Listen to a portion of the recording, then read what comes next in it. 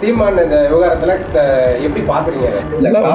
வீட்டுல போய் தனிப்பட்ட நபருடைய பிரச்சனை. இந்த பொது வழிகள்லாம் அவரே சொல்லிட்டாரு எவ்வளவு அசிங்கப்படுத்தினான்னு சொல்றாரு. இதெல்லாம் நீங்களும் கேட்டு அசிங்கப்படுத்தாதீங்க. இல்ல அவர் வீட்டுல நானும் ஒரு கட்சியில் பொருள் இருக்கிற அவர் ஒரு கட்சியில் இருக்காரு. தவறான கருத்துலாம் வேணாம். இதெல்லாம் ஒரு கேட்கிற கேள்வி கேட்க மாட்டேங்கிறீங்க. எந்தெந்த கேள்வி முக்கியமா நாட்டு மக்களுக்கு எது முக்கியமோ அதெல்லாம் கேட்க மாட்டேங்கிறீங்க. தேவையில்லாத கேள்வி எழுப்பி அது ஒரு உங்களுக்கு விருப்பமான செய்தி வேணும் எங்க மூலமா நாங்க தான் கிடைச்சோமா?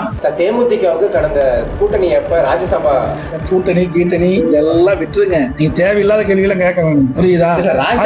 யார் சொன்னா நாங்க தான் சொன்னோமா? சொல்லுங்க பார்க்கலாம். நாங்க சொன்னோமா? யாரும் சொல்ற கேள்வி எங்களை கேட்காதீங்க சார். நாங்க ஏதாவது வெளிப்பட்டோமா? தேர்தல் அறிக்கை வந்தது இல்ல, நாடாளுமன்ற தேர்தல் வந்ததுல தேர்தல் என்ன வெளியிட்டோம் படிச்சு பாருங்க.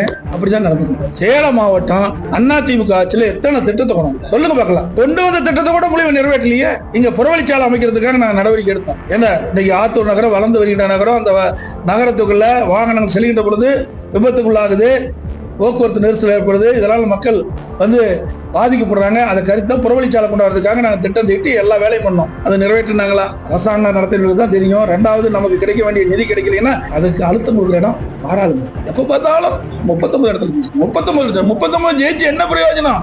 பூஜ்ஜியமால இருக்குது.